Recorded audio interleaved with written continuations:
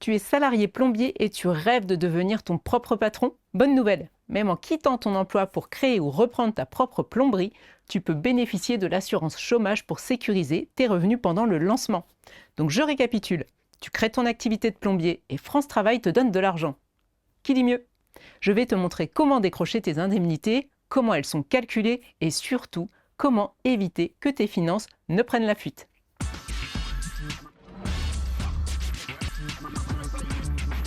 Pour bénéficier du chômage, ta perte d'emploi doit être involontaire. Une simple démission ne suffit pas.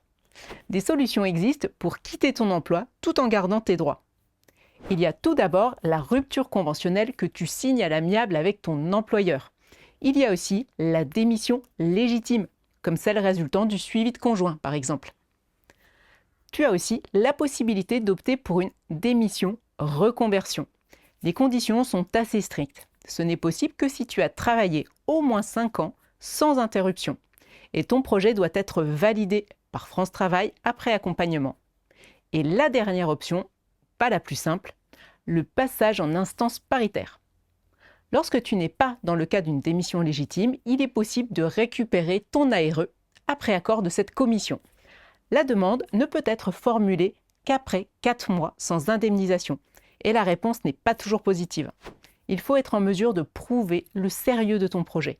Une fois ton contrat terminé, tu dois t'inscrire comme demandeur d'emploi auprès de France Travail.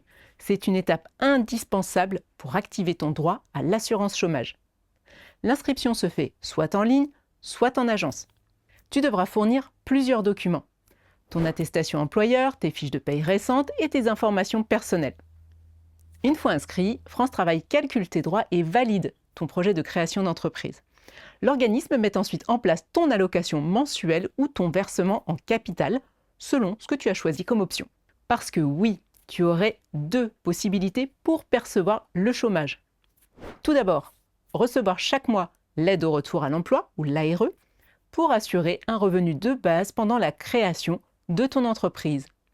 Mais tu peux aussi choisir l'ARS, qui transforme une partie de tes droits en capital pour financer le démarrage de ta société de plomberie.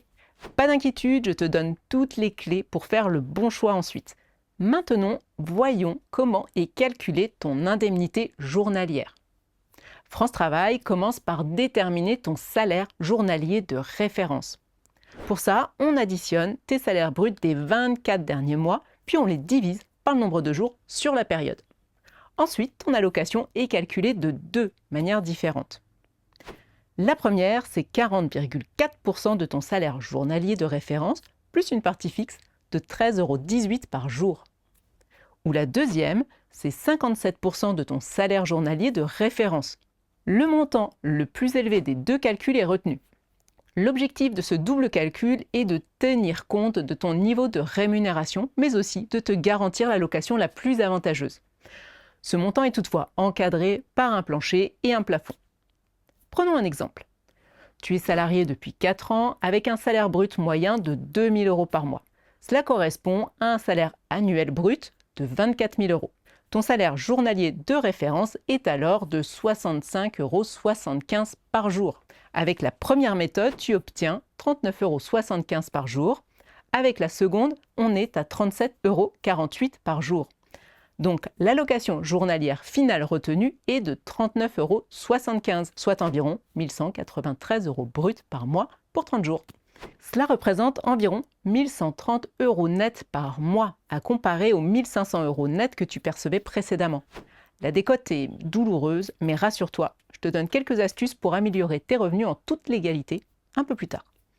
Jusqu'ici, nous n'avons pas encore abordé les règles spécifiques aux créateurs.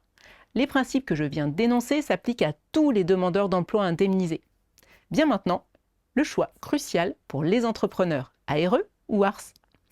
En tant qu'artisan plombier, tu as le choix entre 2 dispositifs, l'ARE ou l'ARS, aide à la reprise et à la création d'entreprise. Le choix de l'ARS est à formuler rapidement après la création de ton activité. Voyons la différence entre ces aides. Je te rappelle que dans notre exemple précédent, tu perçois environ 1 193 € brut par mois. Avec l'ARE, cette allocation est versée chaque mois pendant une durée maximale de 18 mois pour les moins de 53 ans. Les règles actuelles viennent compliquer un peu ce calcul. Selon la forme juridique que tu choisis pour ton entreprise, tes conditions d'indemnisation changent. En cause, les statuts sociaux différents. Ainsi, le travailleur non salarié, ou TNS, et l'assimilé salarié ne sont pas logés du tout à la même enseigne. Et oui, les TNS subissent une retenue de 30% sur leurs indemnités mensuelles. Pour faire simple, le TNS est l'exploitant d'une entreprise individuelle ou le gérant majoritaire de SARL ou encore l'associé unique gérant de URL. L'assimilé salarié, lui, est le plus souvent président d'une SAS ou d'une SASU. Donc selon que tu es en SAS ou en SARL, tes indemnités France Travail changent. Il faut le dire, ce n'est pas définitivement perdu. Quand tu produiras ton avis d'imposition, si tes revenus sont conformes à tes déclarations, tu récupéreras l'argent qui était retenu. Mais cela peut durer plusieurs mois et ton quotidien risque d'être tendu entre-temps. Il faudra bien réfléchir avant de se fixer sur le statut de ta future société. Par exemple, prenons 2 créateurs dans une situation identique. Tous les 2 ont droit à 18 mois d'indemnisation sur la base de 1 193 € par mois. L'un choisit la SASU, l'autre le URL. Aucun ne se verse de rémunération. En SASU, tu perçois tes 1 193 € par mois, comme prévu. En EURL, tu n'as que 835 € par mois jusqu'à pouvoir produire ton avis d'imposition pour récupérer le reste. 350 € de moins par mois, ça pique. Et nouveauté 2025, désormais, même si tu restes à l'ARE, tu ne peux percevoir que 60% de tes droits totaux au chômage, quel que soit ton statut social. Dès que tu atteins ce seuil, ton statut d'indépendant bloque la poursuite de l'indemnisation. Le fait de te rémunérer ou non ne change rien. Ton ARE peut reprendre pour les 40% restants si ton activité est en difficulté par exemple. Mais il faudra passer devant l'instance paritaire et ce n'est pas garanti. Un exemple, tu as un capital chômage total de 21 743 €. Ton capital réellement disponible avec les nouvelles règles, c'est plafonné à 60%, soit environ 13 100 €. Donc si tu le divises par ton indemnité mensuelle, tu vois que la durée n'est plus de 18 mois, mais de 15 mois en EURL et 11 mois en SASU. Autre chose, je te rappelle que si tu as choisi l'ARE, tu es tenu de t'actualiser chaque mois sur le site de France Travail. Cette actualisation sert à faire connaître tes revenus et ta situation à l'organisme. Ça leur permet d'ajuster ton indemnité du mois. Si tu choisis l'ARS, tu ne touches plus d'indemnité mensuelle, tu reçois ton chômage sous forme de capital en 2 versements. Ce capital correspond à 60% de tes droits totaux. Dans cet exemple, les droits totaux sont de 21 785 €. Donc l'ARS s'établit à 13 100 €. La somme est versée en 2 fois. La moitié au démarrage, le reste 6 mois plus tard si l'activité continue. À l'ARS, plus d'actualisation, peu importe les revenus que tu pourrais percevoir par ailleurs. Tant que tu continues à exercer ton activité indépendante, ce capital t'est acquis. En créant ta société de plomberie, tu peux aussi demander l'ACRE, l'aide aux créateurs et aux repreneurs d'entreprises. Elle te permet une exonération partielle de cotisations sociales pendant la première année. Et c'est un vrai coup de pouce pour ta trésor au démarrage. Attention, au-delà d'un certain plafond, impasse, c'est perdu. En EURL, même sans te rémunérer, tu profites de l'ACRE car elle s'applique aux cotisations sociales minimales. En SASU, sans salaire, pas de cotisation sociale, donc pas d'exonération. Et tu ne peux pas reporter ce droit à plus tard. Parfois, il peut être intéressant de te rémunérer un peu pendant les 12 premiers mois. Tout d'abord, pour profiter de tes exonérations ACRE, ensuite, pour créer des charges et réduire ton bénéfice, donc ton IS, mais aussi pour prolonger ton indemnisation chômage. En contrepartie, ton ARE est réduite du montant de tes salaires. Si tu as choisi l'ARS, avantage, aucune incidence. Tu peux te verser un salaire et profiter des exonérations sans risque. Avant de choisir, prends le temps de bien évaluer tes besoins. Si tu démarres doucement, l'ARE te garantit un revenu régulier et ajustable selon tes revenus réels. Si tu as besoin de cash pour acheter de l'outillage et du mobilier, l'ARS peut être plus adapté. 60% de tes droits en capital en 2 fois. Mais il est probable que ça ne suffise pas à financer tout le matériel nécessaire à ta plomberie. Pense aussi au financement bancaire.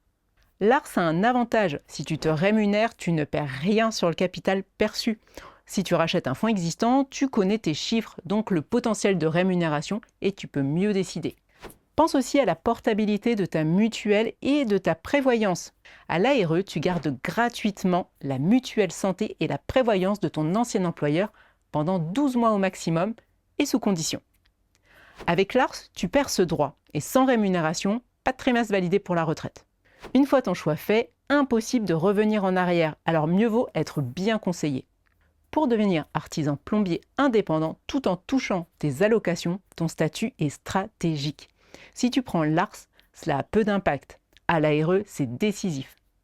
Tu pourrais aussi songer à la micro-entreprise. C'est le choix que font certains artisans lorsqu'ils se lancent.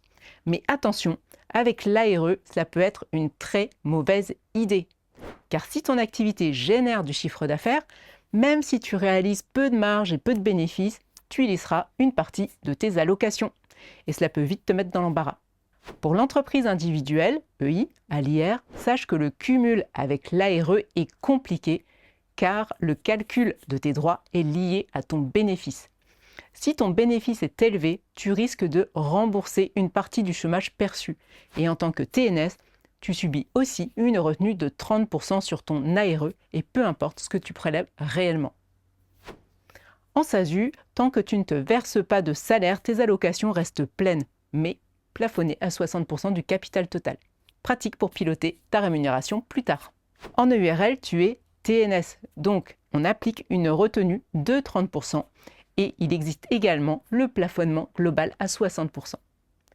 En résumé, pour limiter l'impact sur ton chômage, la SASU est souvent le meilleur choix pour piloter tes revenus.